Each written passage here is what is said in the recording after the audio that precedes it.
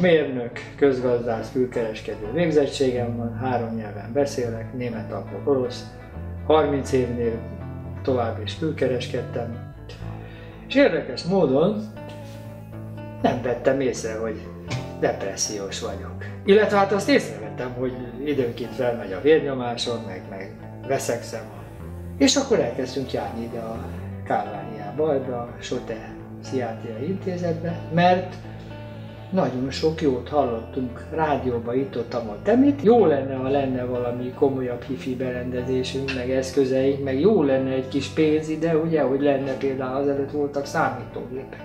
Óriási dolog lenne. Csinálom. És borzasztóan örülök, és figyelemmel kísér engem a doktornő, bármikor mehetek hozzá.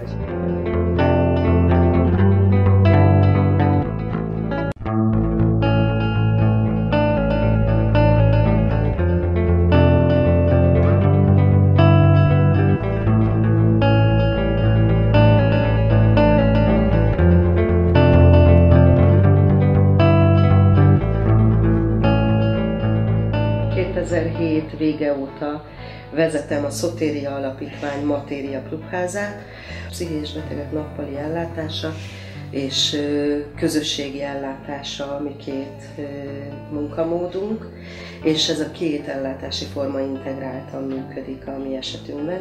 Természetesen mind a 2 szolgáltatás az önkéntes alapon igénybe vehető, és a nappali ellátásnak az az elsődleges célja, hogy egy olyan emberi közösséget hozzon létre, amiben azok a pszichés betegségben érintett személyek otthonosan, biztonságban érezhetik magukat, tartalmat tud adni a mindennapjaiknak.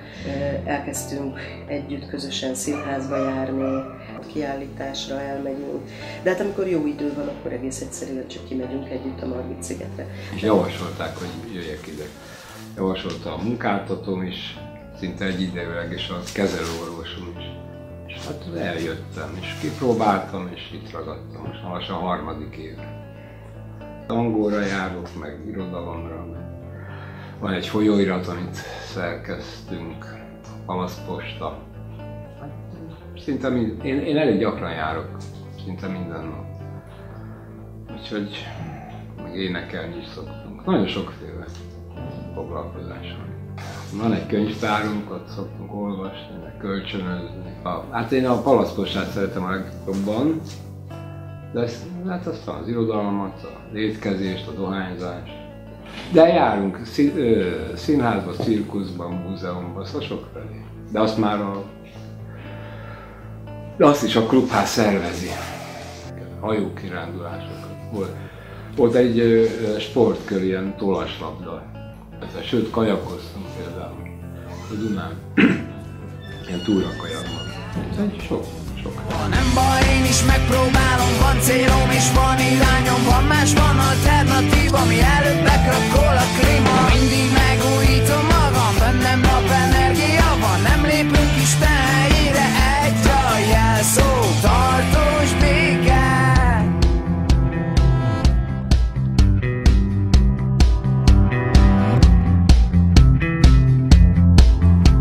Csoportokra járok, amit nagyon-nagyon szeretek, nagyon sokat segítettek, nagyon sokat segített ez az 1 év. Teljes mértékben át tudom vinni, például megint csak a kalandcsoportot tudom kihangsúlyozni a munka szempontjából, ugyanis a csapatmunkáról van szó, az összhang, türelem, fegyelem. Bejövök a klubba, jönnek az ismerősök, kicsit leülök a számítógép elé, megnézem a leveleimet, mert otthon még nem teltem meg. Hogyha gondom van, akkor szólok a mentoromnak, nagyon sok van sajnos, és mindenben segít. Leülünk, elmondja, hogy ő hogy látja ezt a dolgot, megosztja velem a nézeteit, én az enyémet, és akkor kiokoskodunk mindig valamit. Nincsen olyan egyértelmű jelzésük. Holott nagyon sokszor hasonló módú akadálymentesítésre van szükségük, amit egy szakember tud nyújtani. Hogy sokszor ezek ilyen nagyon, nagyon egyszerű kérdések tudnak lenni. Egy egyszerű ügyintézés egy szorongó ember számára sokszor megoldhatatlan akadály. Vagy egy hivatalos kapcsolattartás, amikor nagyon hullámzó az állapota. Akkor kell, hogy legyen mellett egy olyan személy, akire ezeket a felelősségeket egy picit át tudja terhelni, majd ha jobban lesz, akkor vissza tudja venni. Hogy egész egyszerűen ez egy olyan adottság, amivel számolni kell, és hogyha tudnak segítők beszállni az élete segítésében, akkor valóban felnőtt és kompetens életet tud élni valaki. Úgyhogy azt hiszem ezért fontos. Ha nem baj, én is megpróbálom, van célom és van irányom, van más, van alternatív, ami előtt bekrakol a klíma. Mindig megújítom magam, bennem napenergia van, nem lépünk Isten helyére, egy a jelszó. Tartós béke, tartós béke, tartós béke,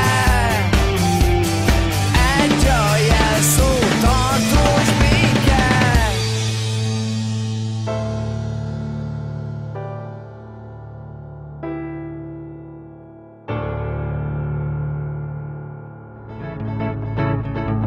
Last minute-tal megyünk a világba,